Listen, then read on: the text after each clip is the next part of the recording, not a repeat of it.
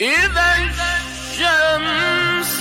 كورت وإذا النجوم انكدرت وإذا الجبال سيرت وإذا العشار عطلت وإذا الوحوش حشرت وإذا البحار